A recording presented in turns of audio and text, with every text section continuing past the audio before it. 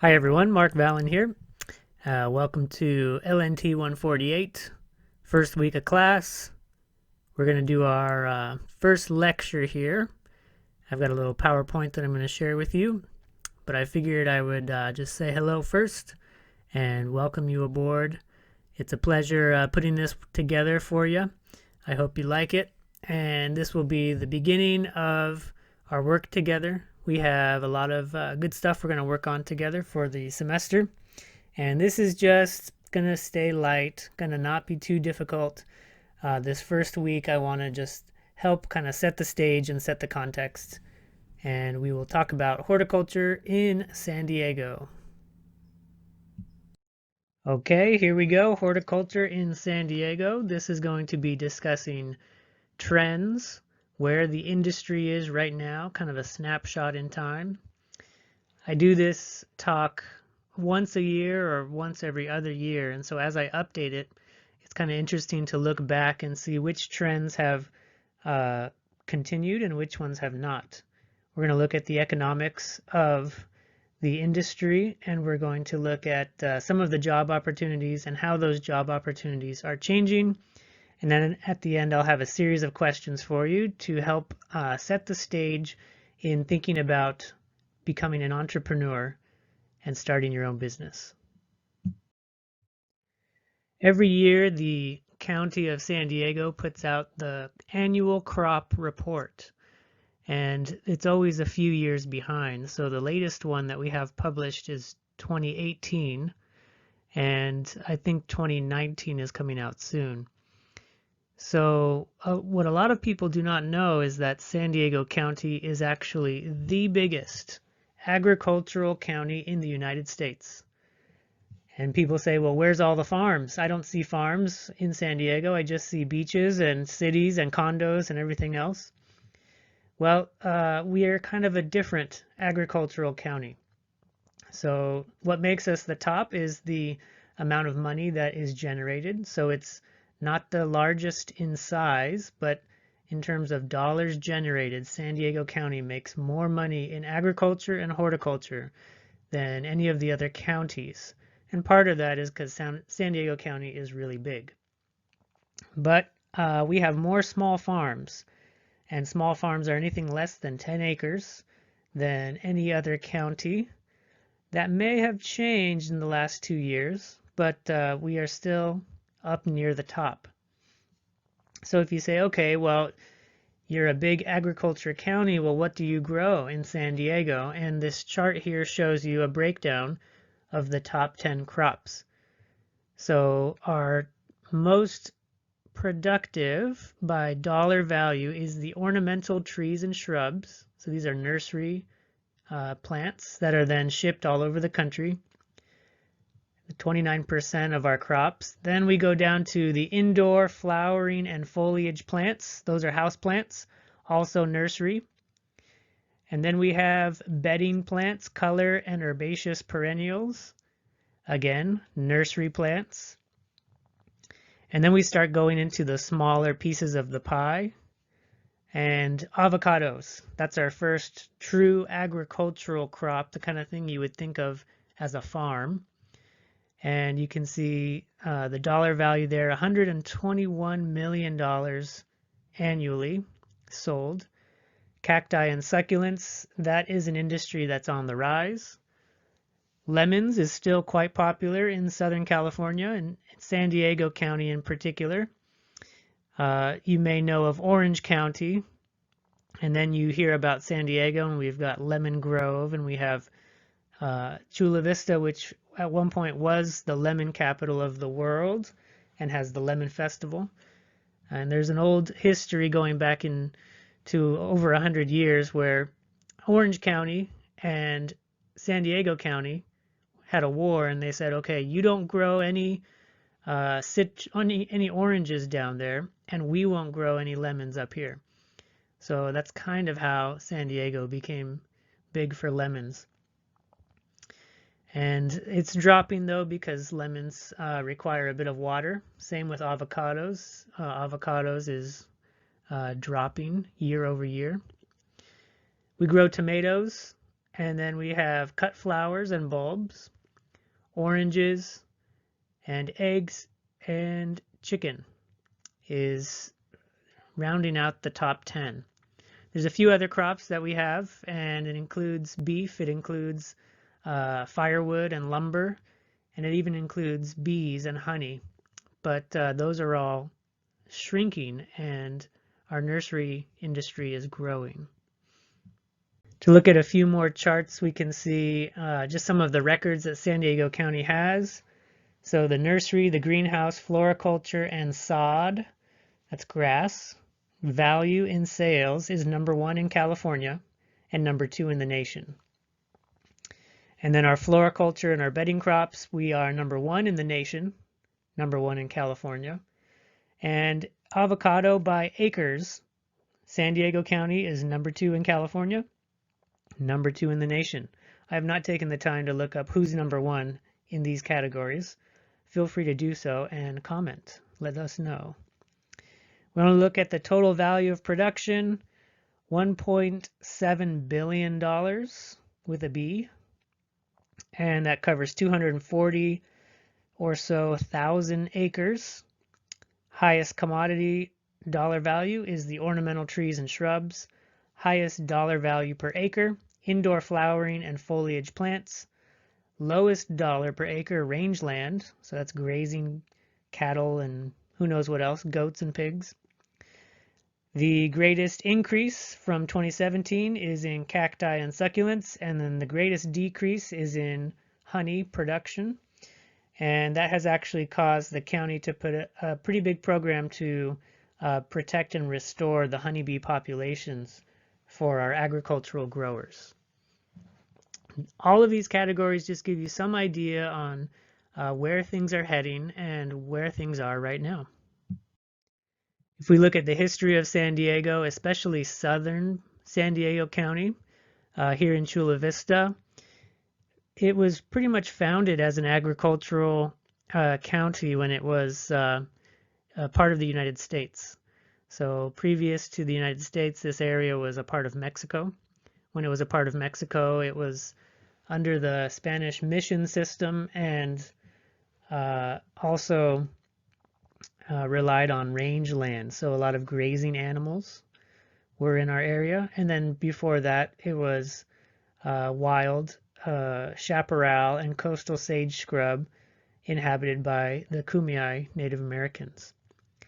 But really, when the United States took ownership of this land, this area in particular became citrus orchards and what they call truck crops. Truck crops are anything you pick and put on a truck.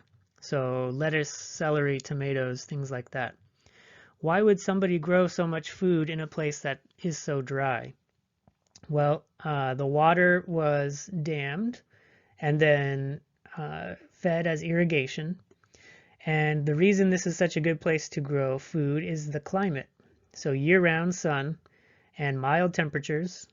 Citrus does not like any frost, so us being near the coast prevents the frost, maritime influence.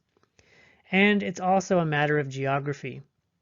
So being the most southern west portion of the United States, the continental United States, when ships were coming in, this is over 100 years ago when boats and shipping were much more popular. Ships used to sail into San Diego, and what do the sailors need when they've been at sea for a long time? They need vitamin C, and to prevent scurvy and all sorts of other complications on the boats. So the first thing they wanted when they got off the boat was citrus, and we grew lemons. That's what San Diego was all about. So why did we grow lemons? Well, it's an economic thing. There was a supply and a demand, but also a climate and a geography situation. The trend, though, that has taken place since World War II is the urbanization of San Diego. And as you look at the map there, you can see gray, a lot of gray concrete. So we don't have the farms. We don't even have sort of the nursery and small-scale agriculture that we used to have in the South Bay. There's still a bit in Imperial Beach and in the Otay River Valley, the Tijuana River Valley, but compared to what it was, it has shrunk quite a bit. That doesn't mean all the opportunities are gone, it just means things change. Before we continue, I just want to stop and provide a definition of horticulture. It can be a hard thing to define. Everybody defines it differently, and to be honest, I define it differently based on different circumstances. So sometimes I'm talking about one thing or another. But what I'm talking about here is a definition that I really like. It's from the USDA, United States Department of Agriculture. And according to USDA, horticulture, it's actually a subset of agriculture. It's a type of agriculture. Horticulture is defined as that branch of agriculture concerned with growing plants that are used by people for food, for medicinal purposes, and for aesthetic gratification. Now you might look at that and say, growing plants for people to eat, that sounds like farming. That sounds like agriculture.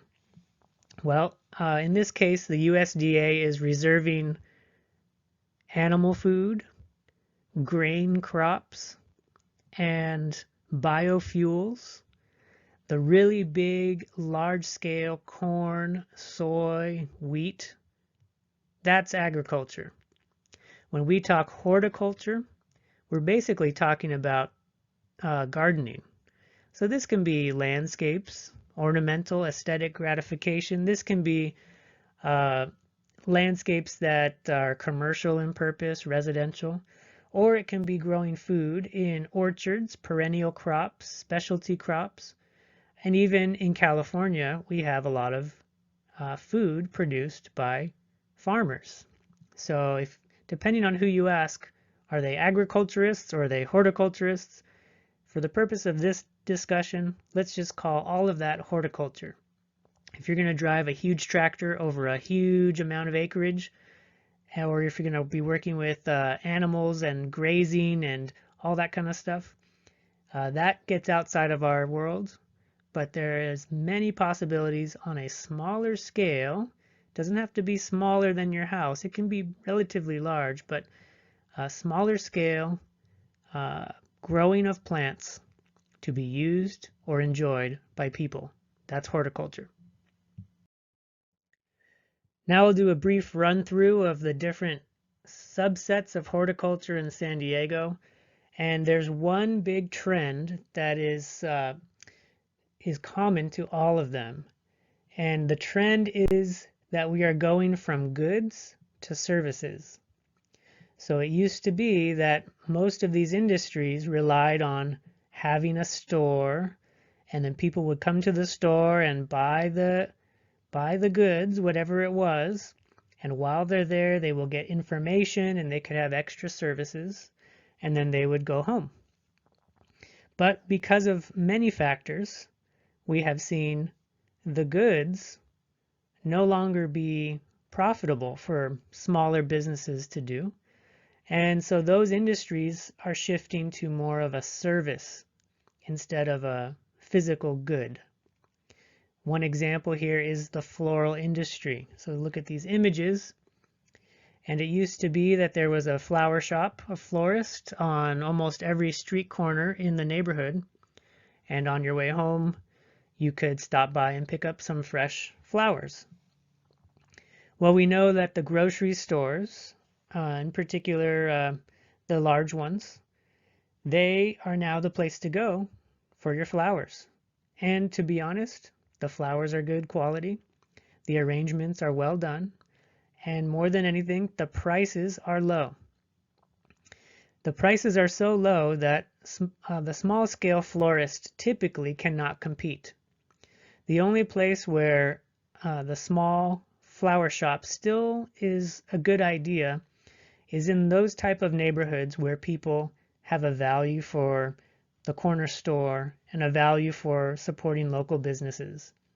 In San Diego, you can find the most successful florists in the South Park, North Park neighborhoods around downtown San Diego, We have a few in Chula Vista that have been operating for years and years. Some are still very successful. But talk to any of them and they will tell you that things are changing and they're not getting easier. So why do the big grocery stores sell things for so little? The truth is most of those grocery stores are not making any money off of their flowers. Where do they put the flowers? They put them right at the front. So when you walk in, you see all those flowers. You pass by the flowers in order to get to your food. So what they do is they recognize they will lose money on those flowers, but they use them to enhance their store, give you a psychological benefit when you enter.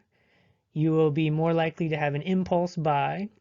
And more than anything, the large grocery stores want to be the one-stop shop.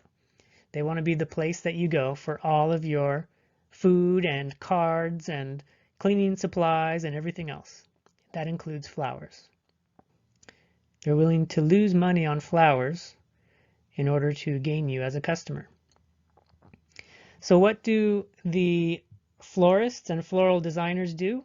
If we cannot open up flower shops anymore, we take the flowers to the customers.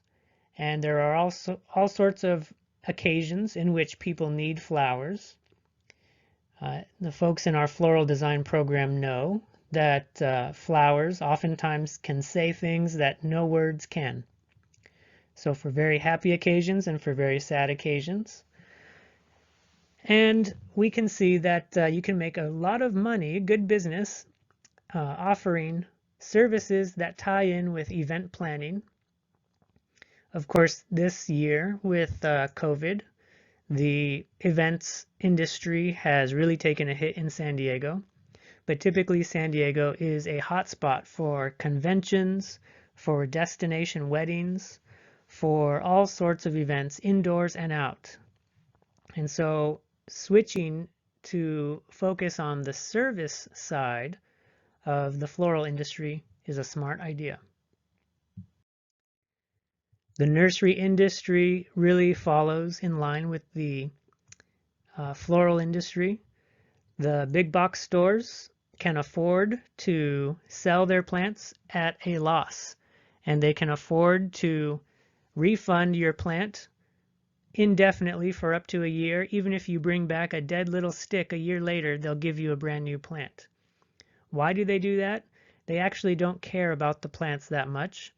The plants don't cost them very much. They order so many. They know that if you show up to buy a plant, you probably will also buy a shovel. If you show up to buy a plant, you probably also will buy a pair of gloves. And they put the plants right outside to make the storefront more attractive and to get you in the door. So it's really difficult for small retail nurseries to compete.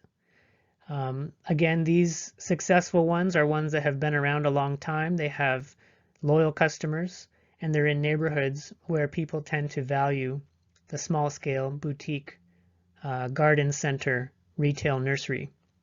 The one thing that the nursery, small-scale nursery, can provide that the big box store does not is knowledge. So when you go to a garden center or a locally owned nursery, you expect to be able to talk with the people who work there and know that they are a bit more knowledgeable than the average worker at a big box store. So there are ways you can try to make a niche for yourself, but typically if you're just in the business of selling plants and you're looking at the volume, nobody can compete with the large companies. Even landscapes, typical landscapes, landscape contracting, we're seeing landscape installations shifting to landscape management and even more precision irrigation management. So typically everyone would just throw out a tall fescue lawn as the standard landscape for a new home. It's not a bad idea because it's relatively cheap to roll out some sod and it will improve your house value on average 11%. So if you're trying to flip a house, just throw some grass out there.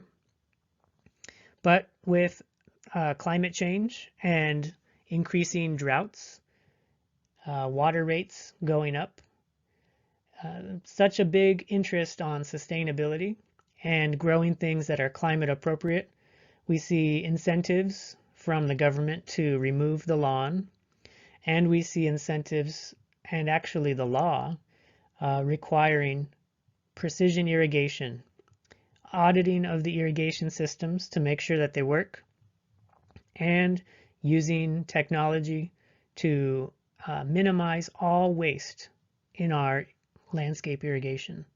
This is a rising field. It changes every year. It's growing rapidly.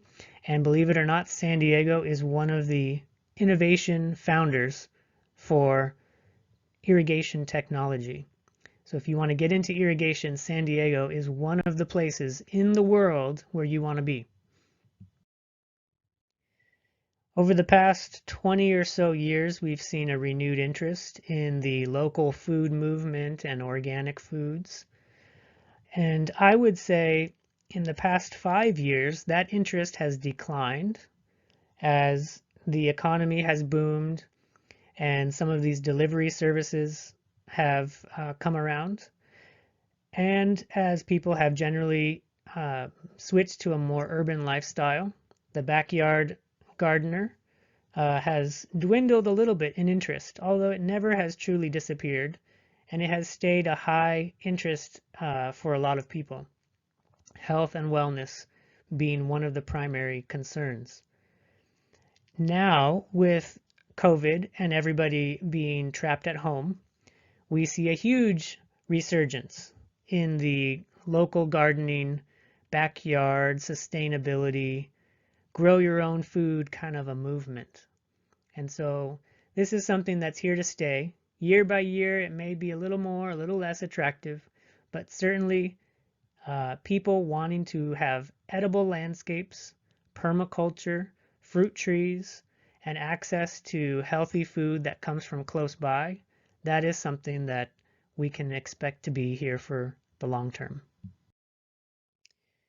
This is a slide I added for this year because 2 years ago this wouldn't have made the cut. But interior scaping, houseplants. I have seen houseplants rise in popularity faster than any of these other trends. And if you are paying attention, you agree with me 100%. In fact, many of you may follow some influencers on Instagram or any other social media platform. We have a big opportunity for young people to become kind of these houseplant gurus who give out information and tips and really teach people how to integrate houseplants into your apartment. And who knows why? Maybe it's maybe a lack of a connection if you live in an urban environment, or if just a newfound appreciation for authentic living things. When I first took on teaching this program, I spoke to my predecessor and he explained that in the 1980s, our LNT program was mainly filled with people who were interested in houseplants. And at the time I kind of laughed. This was 5 years ago. I kind of laughed and said, I cannot imagine that houseplants would be such a big part of what fuels people's interests. And now I understand. Now I see it, and the trend has come back around. And so an urban lifestyle, apartment living, small scale, minimalist, the houseplant is really quite the allure. And so our retail nurseries and our florists will do wise to pick up on this trend and to integrate houseplants into everything that they're doing. Continuing on with the health and wellness theme, the outdoor recreation, so hiking, trails, nature, kind of the urban wildland interface is a big opportunity for horticulturists. So we see a photo here of, I think that's the California Conservation Corps doing some trail maintenance in what I believe is Mission Trails in San Diego. And then we have outdoor kitchens, outdoor living on the residential scale for contractors, especially in San Diego, that will always be an interest. People love to spend time outdoors, and people will pay to have the services and the amenities that come along with sort of the outdoor living style. And even with health and wellness, we are seeing an interest in horticultural therapy, and that can be applied to many different types of people in different situations.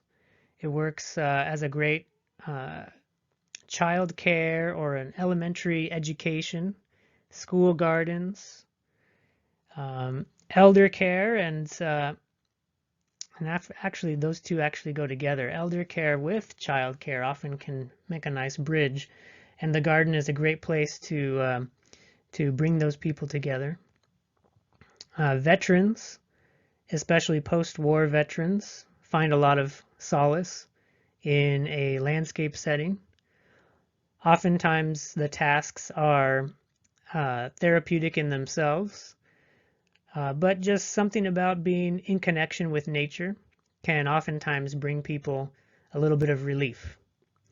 Our program now partners with the local prison, which has a garden and grows food. And so we're working with that program in order to help create a pathway for people who learn certain skills to then be able to come out and find some job opportunities. So it's kind of the human aspect and how we relate to gardens. There's a lot of opportunities here. All of our landscapes are choosing to all of our landscapes are now required to be drought tolerant.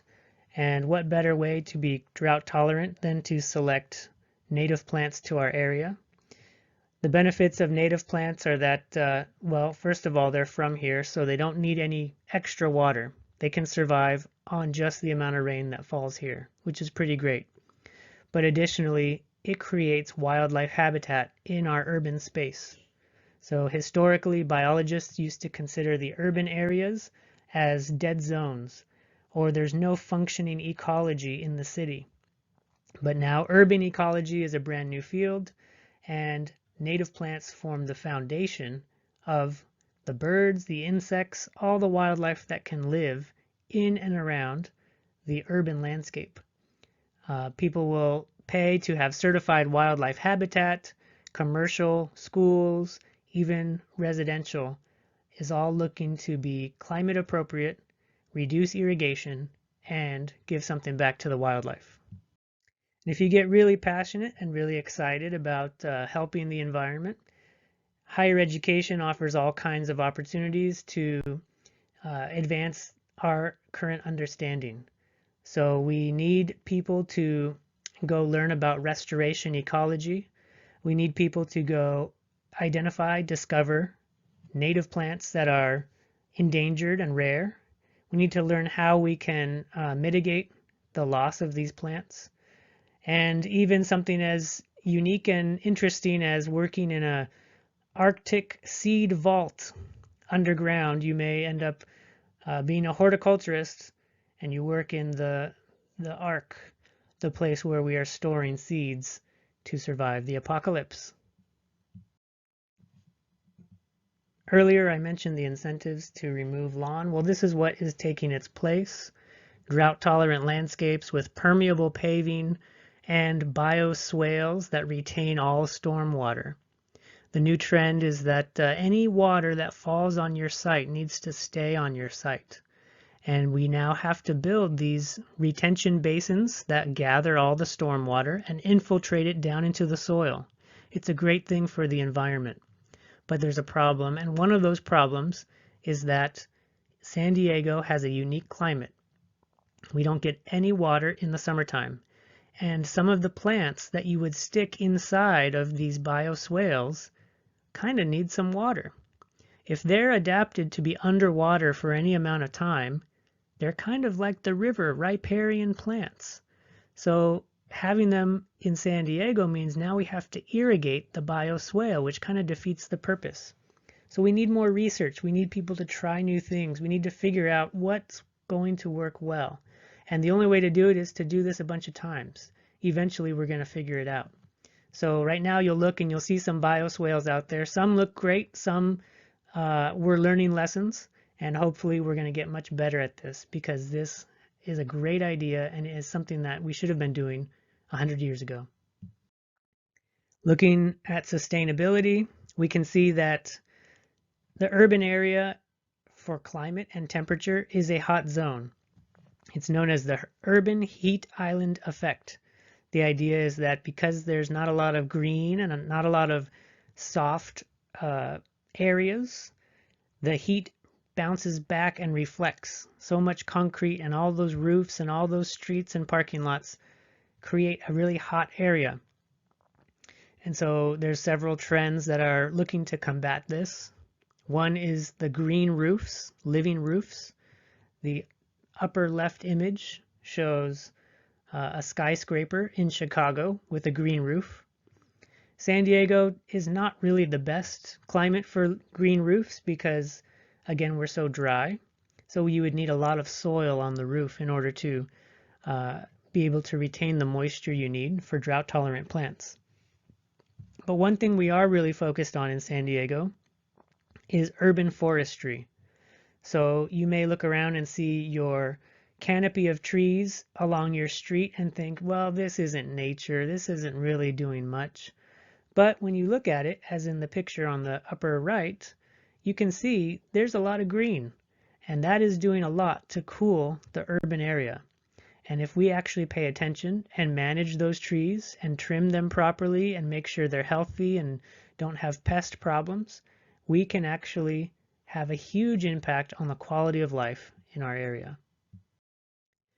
Technological advancement is moving rapidly in terms of how we grow our food. And one trend we will continue to see is technology with watering our plants. And one of the interesting ones is with hydroponic and aquaponic systems.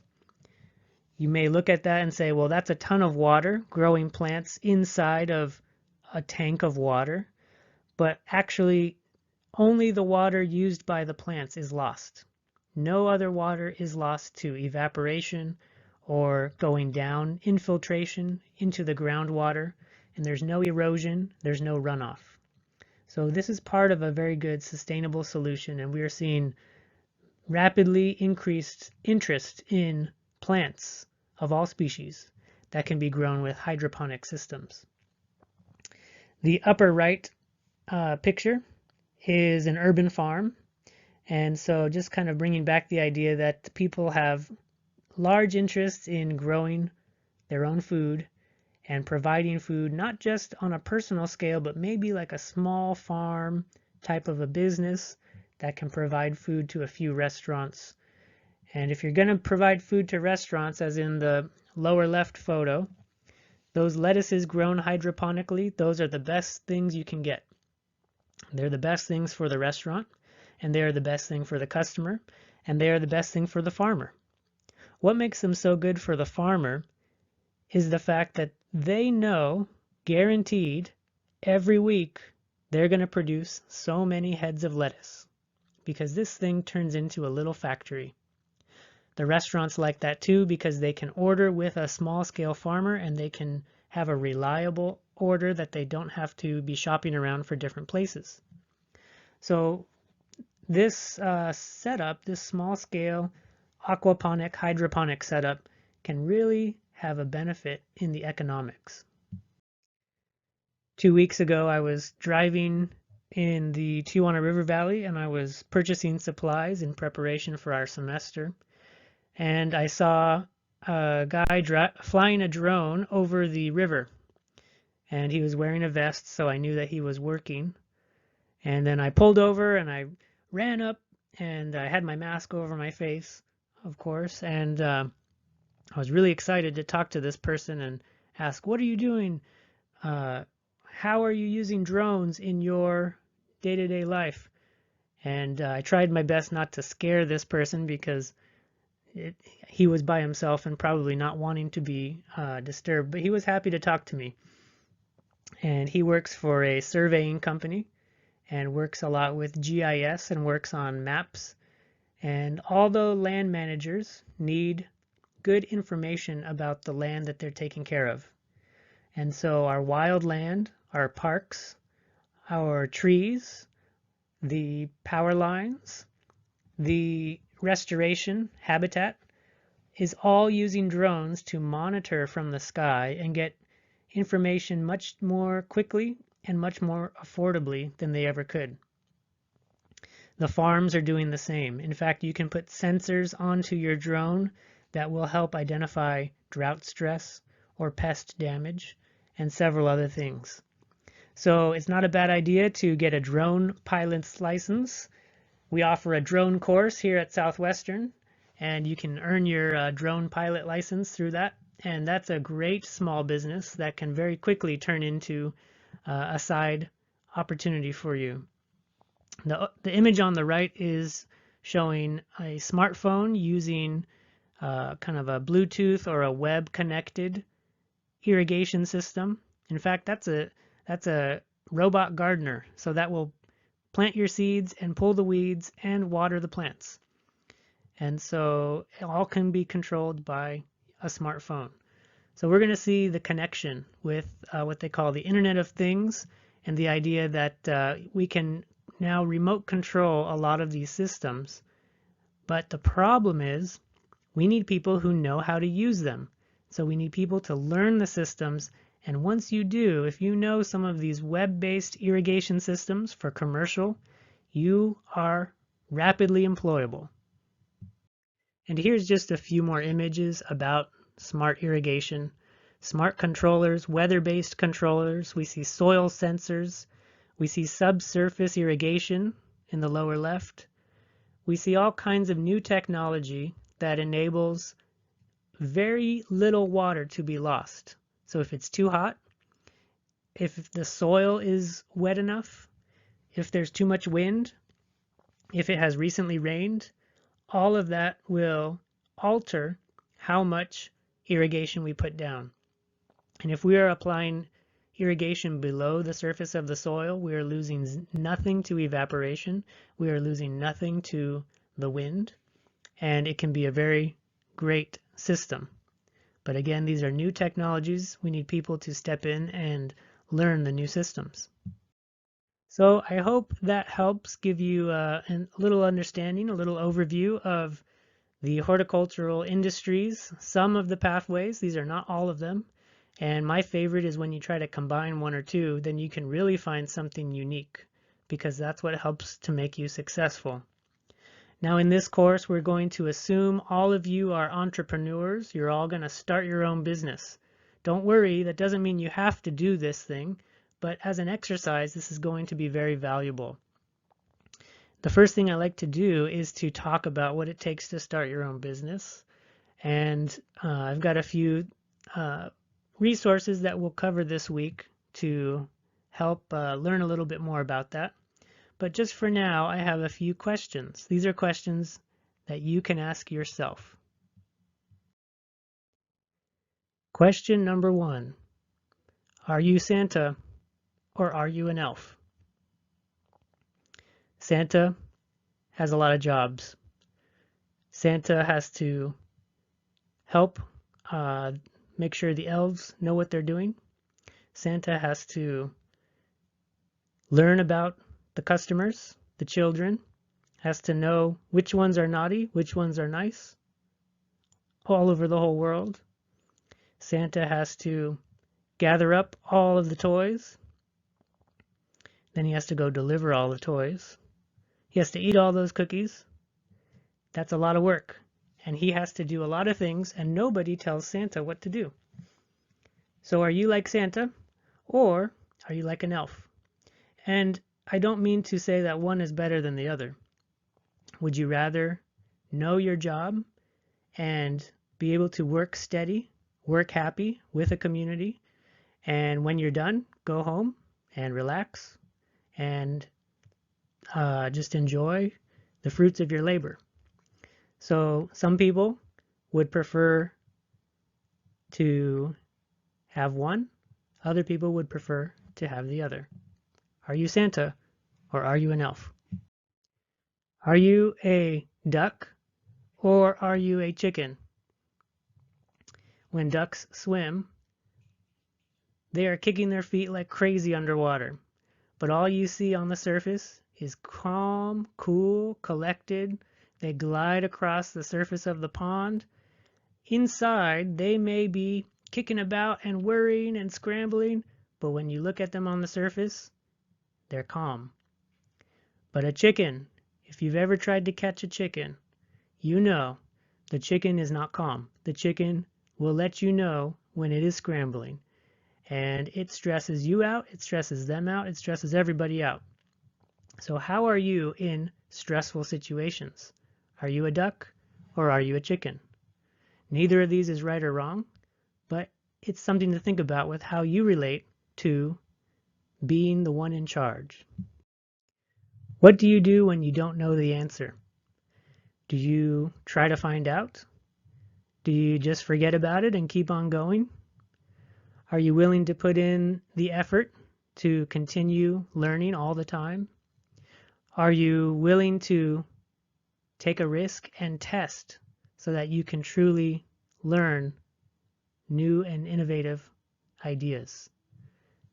This is something that is absolutely required if you're going to have your own business. And finally, do you just love the idea of having your job? Do you love the work through and through?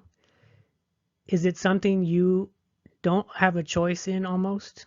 Is it something you grew up doing? Is it something about the way you view the world? Is it what you would have been doing when you were 2 years old selling lemonade on the corner? So if you know that having your own business is something you need to do, no one can stop you. But if you want to do it for a few other reasons, because you think it'll be easy, or you want to have more vacations, or you don't want a boss yelling at you telling you what to do, you may want to consider all of the factors that go into it. Again, I'm not saying you are or are not cut out for it, if you are or are not any of these things, but it's worth doing a personal inventory to decide if it's really meaningful for you to get into this kind of business ownership line of work. You don't need to be a business owner to learn anything in this course and apply it, because no matter who you are, no matter where you work, the things we're going to talk about are going to be things that will be very valuable to any organization, whether or not you're the one responsible for keeping it all together, whether or not you're the one responsible for making the money. If you can be a piece of the puzzle and understand what everybody needs and what everybody values, that is going to greatly help you in your goals.